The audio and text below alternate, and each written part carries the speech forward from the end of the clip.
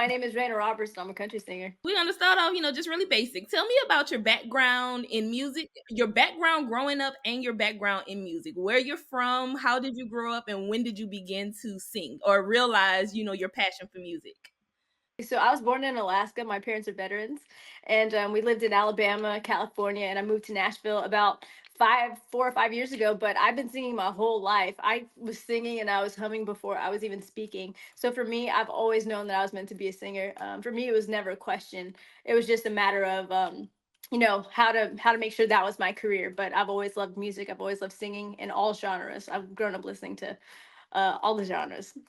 So, what in particular sparked your passion for country music, and what made you go that lane?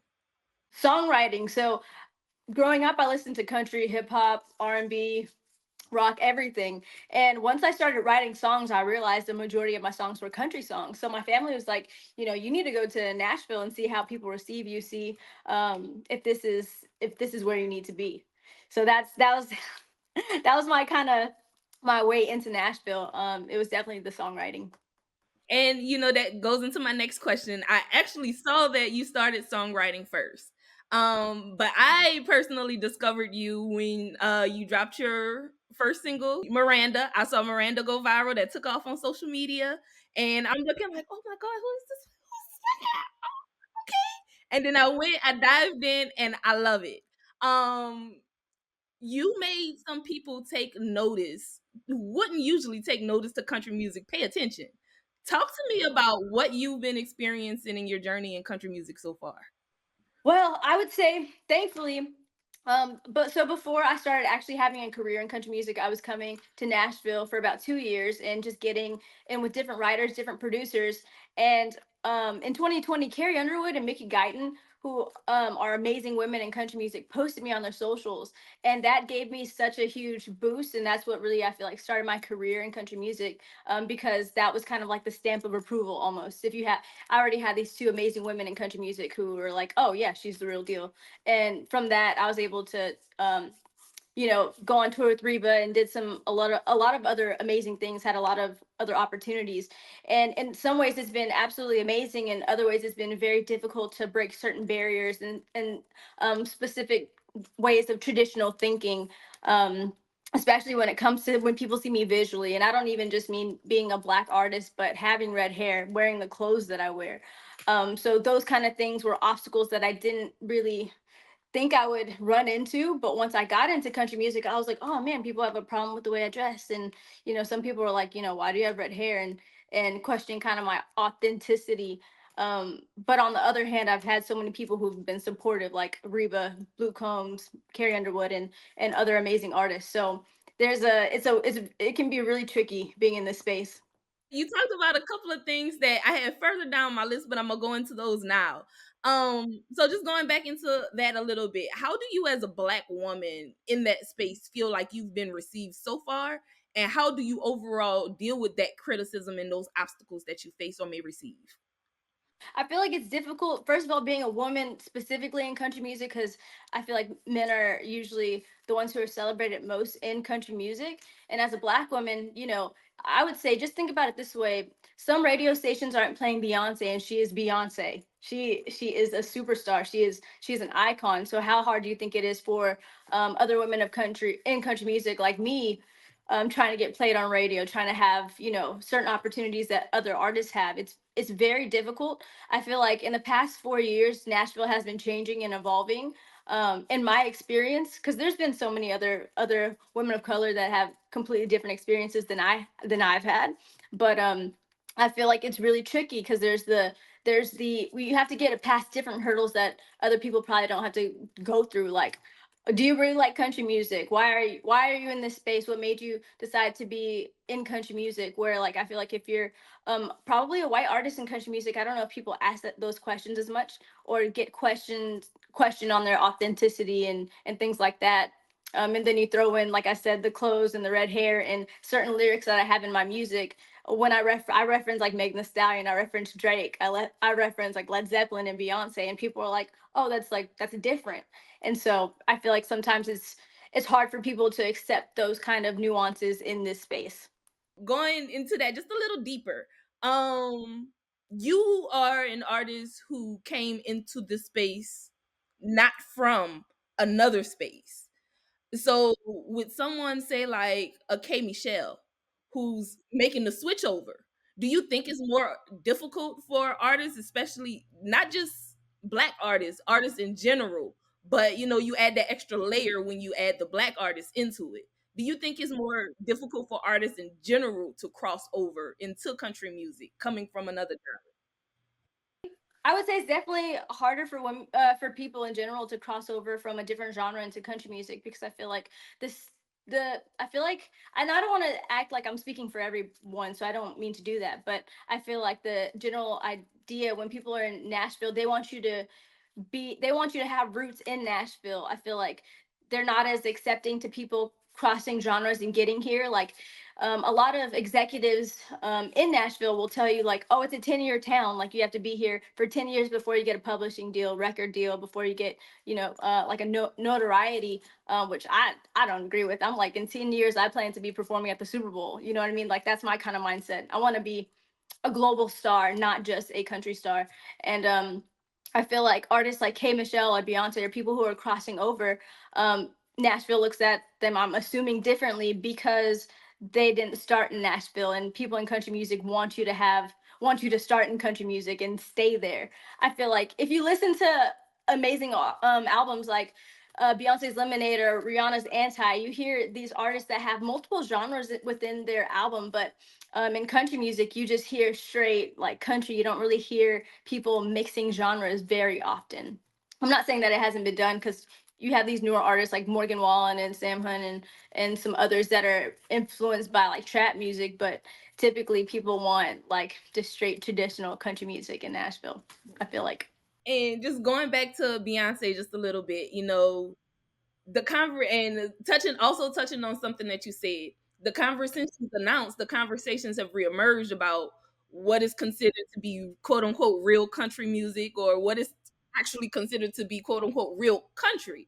How do you define what country music is, and with your experience in the genre, do you feel like black artists in particular, whether it's someone newer like yourself, or someone who's been on the scene more low key like Tracy Chapman, who just she just recently performed on a Grammy stage for the first time, although she's a legend. Um, do you think that y'all are put in a box as far as the type of music you're expected to make and accepted from you from both the fans and the industry? Absolutely, I 100%. That's the biggest thing that I feel like I've struggled with as an artist. I feel like when you are in country music, if you, especially if you're like a person of color in country music, people want to see that you're doing traditional country music. I feel like they it's more believable to them or something like that. Like if there isn't influences of trap and influences of like of rock or blues, even if it's just straight traditional country music, I feel like people are more accepting of that. Like they understand it better. And once you have influences of pop or trap, then you're almost not taking it seriously because it's like, oh, well, I thought you're a country artist. So why do you have 808s? Why do you have, why is your melody a little bit more similar to hip hop or pop than of traditional country music? And that's what I definitely ran into. I have an album out. It's called Bad Girl Bible Volume One, and on my album I have traditional country songs, which to me traditional country is like the instrumentation you hear banjos, acoustic guitar, harmonicas, you hear fiddles. Like to me, those are the indicators of what country music is, and the storytelling also. But on my album, you can also hear influences of trap, influences of pop, because I listen to Nicki Minaj and Megan Thee Stallion and Drake, and so. But when I've played those songs, it depends on the demographic. Some people are like, that's not really country music, but then others are like, oh, this is country. This is the new kind of country. This is country that I don't listen to. Like there'll be fans that are saying like, I don't listen to country music, but I listen to you. Like I like, blending the genres in. And I'm sorry if that was kind of a long response, but people definitely want to put you in a box in this space. And I'm like, I don't believe in boxes. You ain't about to put me in a box. Nope. Definitely. And just going back, I'm gonna ask you some more about your album because I want to know about the process of putting that together. But just going, the last thing about Beyonce and country music. um, when you think about an artist like Beyonce, um, what do you think she'll add to country music, or what do you think she'll do for the genre? And do you think it's possible that even though she's a pop star, she's in it for money, but she's also in it, because she loves music. That's the only reason you'll be doing anything for over 30 years. Um, and she's literally done everything: R&B, reggae, reggaeton, Afro. She has Spanish language albums. Yeah, house music. Do you think that she it's possible that she's making this music, this country album, Mm. because she loves the music and she wants her fans and fans of music in general to experience Mhm. that, but not That's to appease a certain fan base? Like, do you think it's a misconception that country fans may think she's putting this album out solely for them, when it may be something where she wants her fans to experience the music that she loves? right. In my opinion, like, so I think it's interesting when when people are saying like, "Oh, Beyonce is now doing country." She's been doing country. Like, if you look at her visuals, um, if you look at her visuals from, I don't know, like probably 10 years ago, she's been doing influences of country. She's from Texas. She also did "Daddy Lessons" in 2016, which is a country song. She performed at the CMA Awards. So to me, she's already had like roots in country, and now she's just furthering that. And to me, like, I don't know how I don't know what people think, but I believe that she's an incredible artist. She's my biggest inspiration, and her music has shaped my voice and has shaped the music that I create. And I feel like she's in it because she loves it, and that's a part of who she is. I think another thing is that people tend to kind of put artists in a box, even like Beyonce. It's like, if she wants to do reggae, if she wants to do country, hip hop, pop, whatever it is, R&B, if that's in her, that's in her heart and her soul to make, then I think it's ridiculous that people feel like she can't do something just because she hasn't been doing a lot of that genre. If that makes sense, like, man, if that's in her heart and that's the art she wants to make, let her make her art. Let her be who she is. That's my take on it. Yep. And just going back to your album. Um, and I know you say you have a lot of Beyonce influence, but I want to talk to you about the concept and how, I know this is your debut album. It was a double album. Tell me about the concept and the creation of that, your inspiration for putting that together. I've been inspired by so many different artists. And for Bad Girl Bible Volume One, I want to first and foremost say that I love God so much, and I feel like He put me on earth to create music and hopefully to inspire other people. And even though it's called Bad Girl Bible Volume One, it's because it's kind of telling the story of my journey.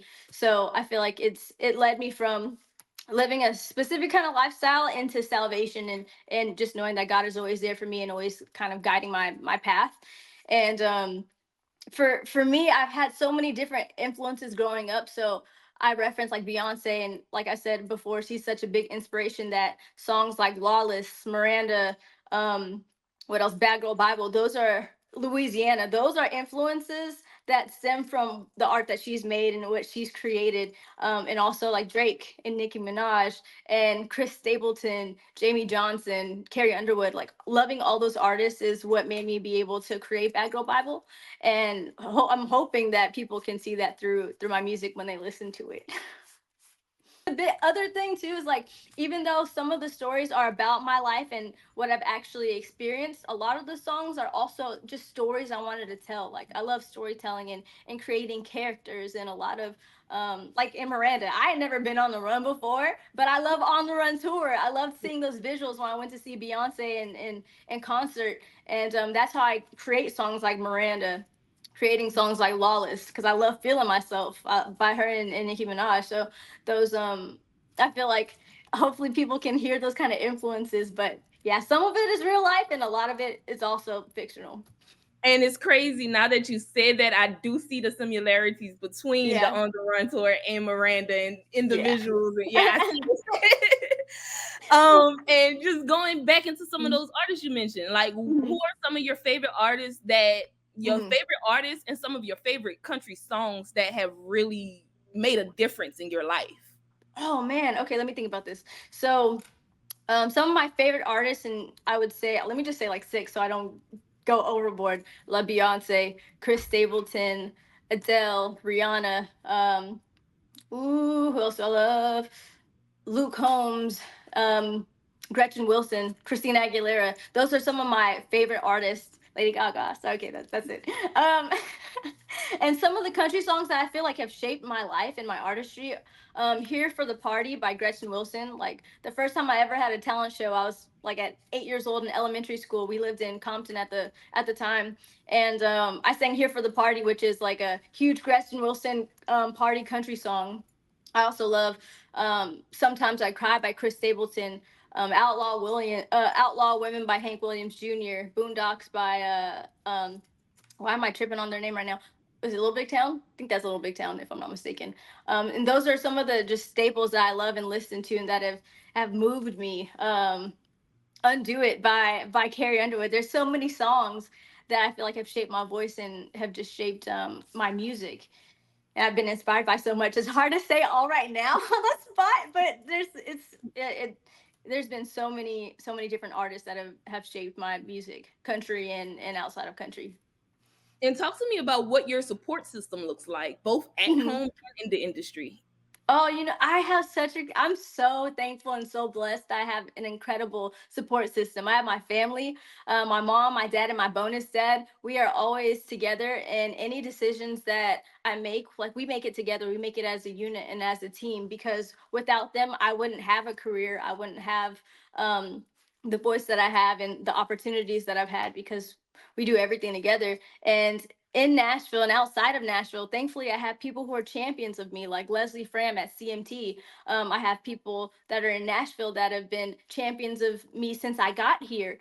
And even though people, like I've been, slowly trying to, get to the top where people can hear my voice and hear my music. There's been so many amazing people in Nashville, like Rusty Gatson from Sony Music Nashville, that have always helped me in any way that they can, and have put me on their platforms, and I'm thankful for them. So I've had a really, really great support system across the board. Thank God.